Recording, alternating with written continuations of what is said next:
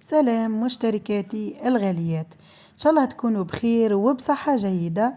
نرحب بالمشتركات الجدد، نقولهم مرحبا بكم عندي في القناة. إن شاء الله يكونوا وصفاتي عاجبينكم وإن شاء الله تكبر عائلتنا.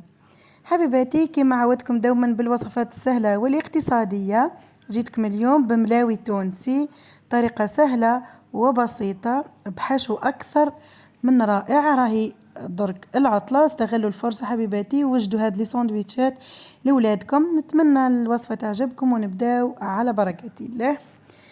جيبي قصعة تاعك حبيبتي، حطي فيها 4 كيلات سميد يكون أرطب، معاهم رشة ملح، الملح عينك ميزانك، ولمي بالماء البارد. لمي بالماء البارد فقط حتى تحصلي العجينة ما هي طرية ما يابسة، ما تكونش طرية بزاف كيما طرية العجينة الناعمة، وما تكونش يابسة كيما عجينة الكسرة. حاكمة روحها برك. هاي ليك القوام، ادلكي ولميها مليح، خليها ترتاح حوالي 4 سوايع. غطيها وخليها ترتاح، ترقد مليح في البلان كيما نقولوا. كي تفوت عليك هذيك ال4 سوايع، جيبي العجينه تاعك واحكميها، اخبطيها مليح مليح مليح مليح، دلكيها كيما موضح في الفيديو، ما تقطعيش لانها كي تقطعي تولي العجينه من بعد كي تجي تخبزيها راهي تتقطع لك.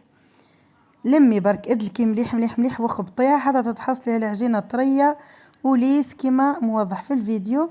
بعد كوريها ولا لوزيها بهذه الطريقه وغطيها بساشي وخليها تزيد ترتاح. من جهة أخرى حطي الطاجين تاعك راهو يدفى على الكويزينيير برك، مش شرط الطابونة، طاجين تاع الحديد.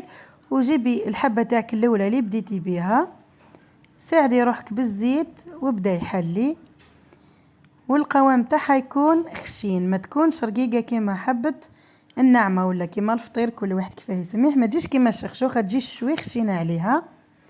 هاي ليك حبيبتي، تكون شوية خشينة عليها.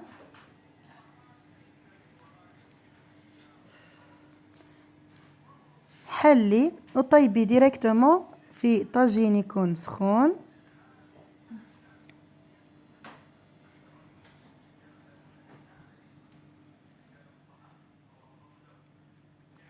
وطيه بيكون ابيض، ما تخليهاش تحمار، جيست تنشف برك تنحي، تخليهاش تحمار لانك من بعد راح تحشيها وراح تزيدي تعاودي تطيبيها.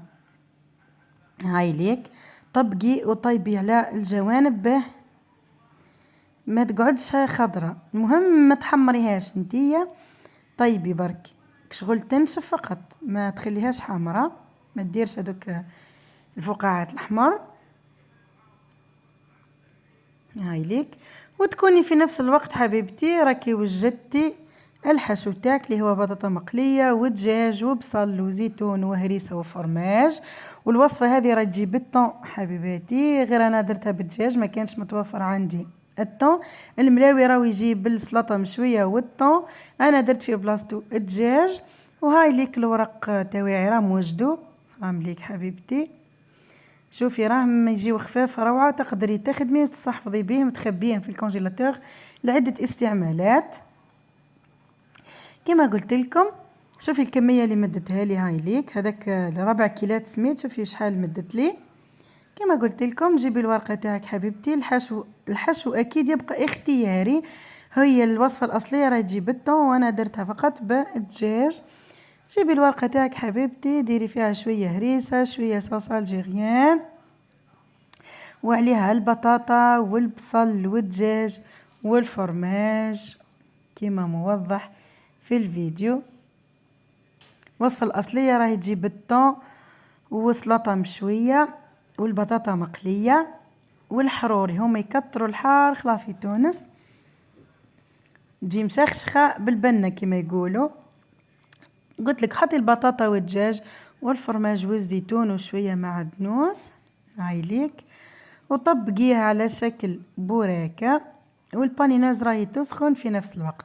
تحبي تبريسيها في البانيناز ولا تحبي تعاودي ترجعي طيبيها في نفس الطاجين حتى تاخذ تحميرة حبيبتي انت حرة. تقدري ايضا الورق هذا ديريهم بيوم قبل، ومن بعد الحشو ديريه نهار خلاف باه ما تتعبيش. انا اعطيتك الفكرة فقط وانت حرة. هايديك ابريسيها في البانيناز ولا رجعيها للطاجين. وهاو الملاوي تاعنا واجد. شهيتكم في الجنة يا ربي. نتمنى كنت خفيفة ظريفة عليكم، ونتمنى الوصفة تاع نهار اليوم تعجبكم، ودمتم في امان الله وحفظه، والى الملتقى ان شاء الله. باي باي.